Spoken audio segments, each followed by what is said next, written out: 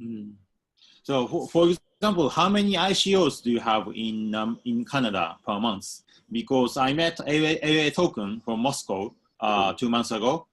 They've been doing tour in Asia. So we had a dinner together, and then they're saying Russian government supports blockchain a lot. So in Moscow, 50 ICOs per month. Oh, so wow. How many ICOs? That's great. Yeah.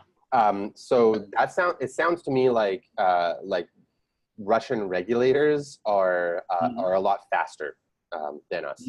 So we're still a little bit slower moving, I would say. But we have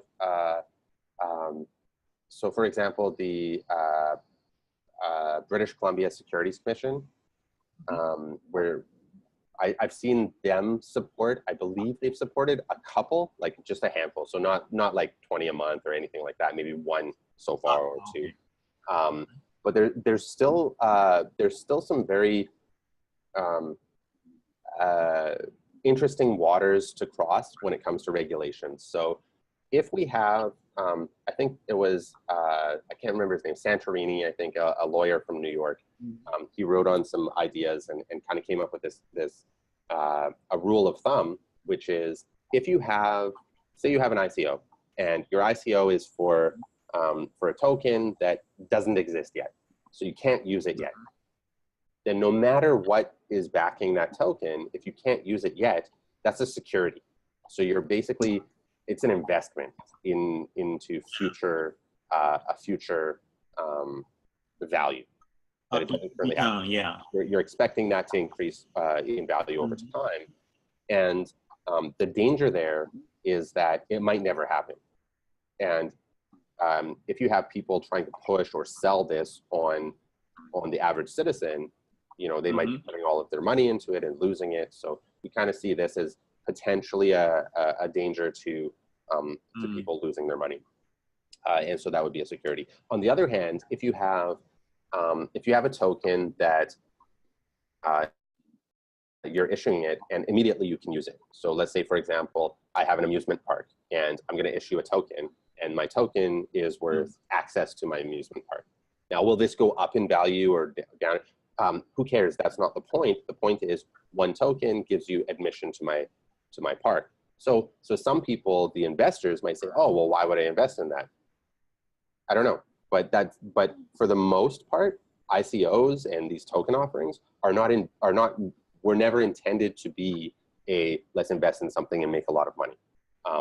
But a lot of them do tend to do that. So in this way, we're sort of separating utility coin from a security.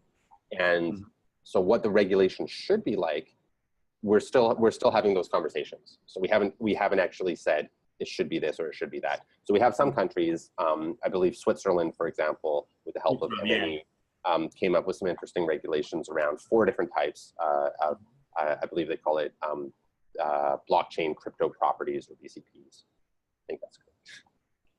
But yeah, so how much is the tax in case of token? So right now, I'm not 100% sure that we have legislation for this or that we've decided this yet, but it appears that we're treating crypto assets just like any sort of asset that might appreciate over time. So if I buy or if I have valuable art, well, if that art appreciates over time in value, then I should be paying tax based on the appreciation of that. However, do I declare that on a yearly basis? How much is appreciated? Do I have to have it reappraised every time, or do I only pay the tax if and when I sell it? There are a lot of very interesting things. I think that this is in Vancouver. It's still kind of early days, and we can see around the world there's different reactions to this. So initially, for example, South Korea, they kind of said, okay, we're not going to do this. But then they said, okay, well, ICOs are okay, but you have to be maybe an accredited investor, or you have to understand what's going on in order to be able to do this. And I think we'll see over time, we'll see different countries adopt different policies. Japan, I believe, has been quite a front runner when it comes to cryptocurrencies, and I believe adopting Bitcoin as an official currency. So that's pretty amazing, and I think that's quite a pioneer in the world. Yeah, we have, in case of a Japanese business, the tax is still high. I can say it's around 50%. So in Hong Kong, in Hong Kong, it's 15% as a corporate tax. And then Switzerland, there's no tax for crypto. So they are much advanced than Japan. I think if you put it into context and you say, you know,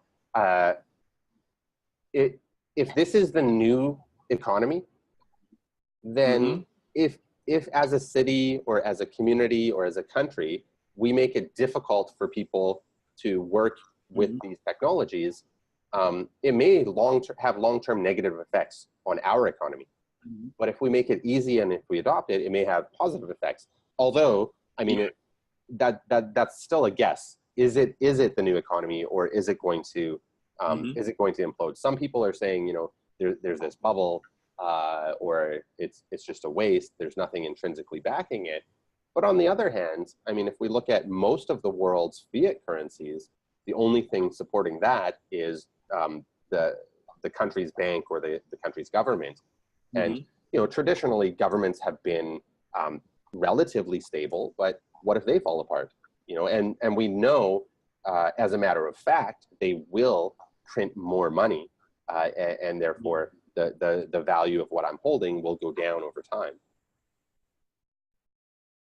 That's interesting.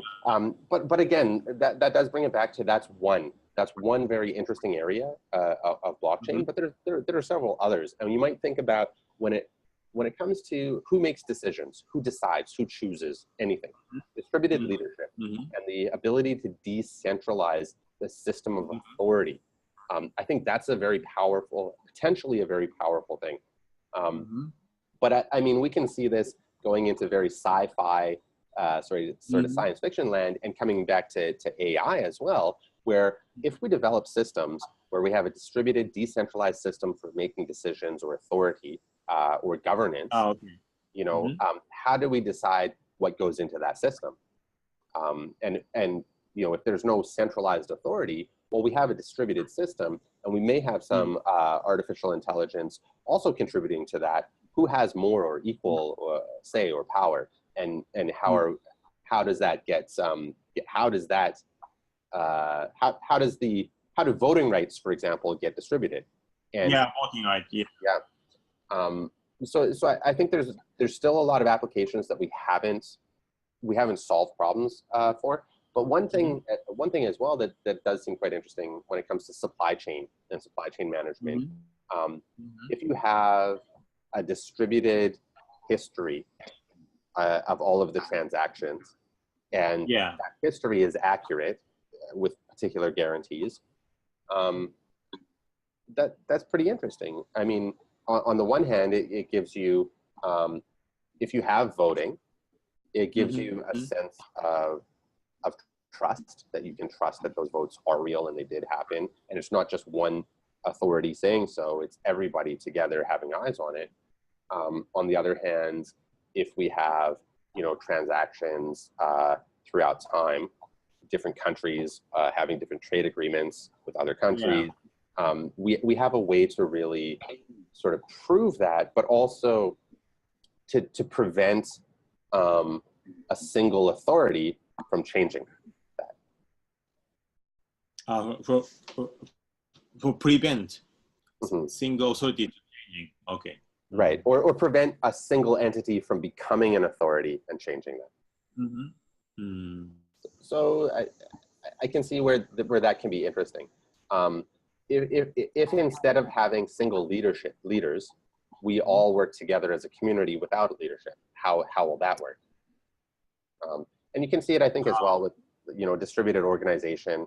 A corporation, you might look at something like Toyota or Sony, or Fujitsu, or any large organization.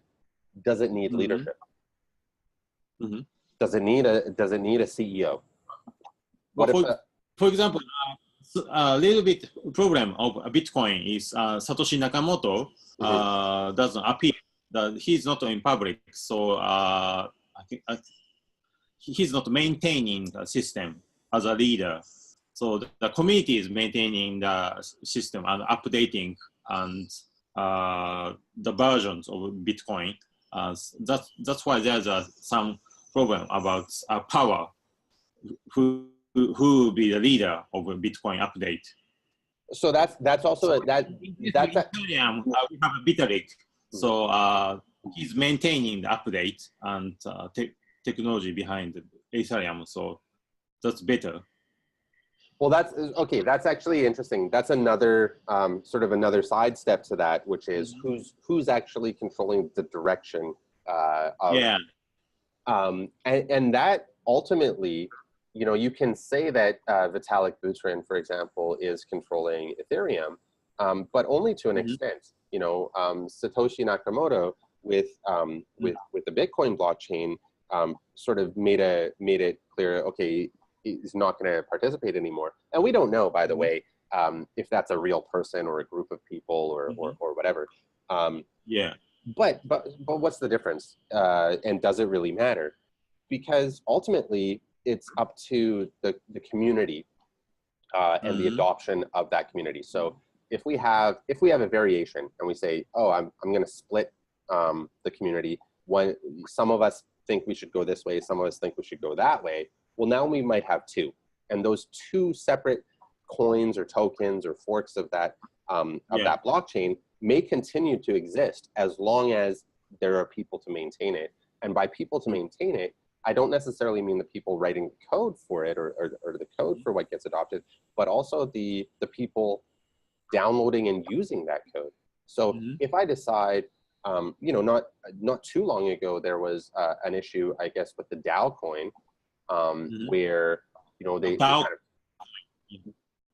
and there was an issue with some of the smart contracts where they were developed in such a way that somebody could take advantage of the smart contract and actually redirect the value, the tokens in that smart contract for themselves. And so the community said, a lot of the developers decided, oh, okay, well, let's rewind, let's go back, let's rewind what happened there so that that actor did not get those tokens and people didn't get, you know, lose their money.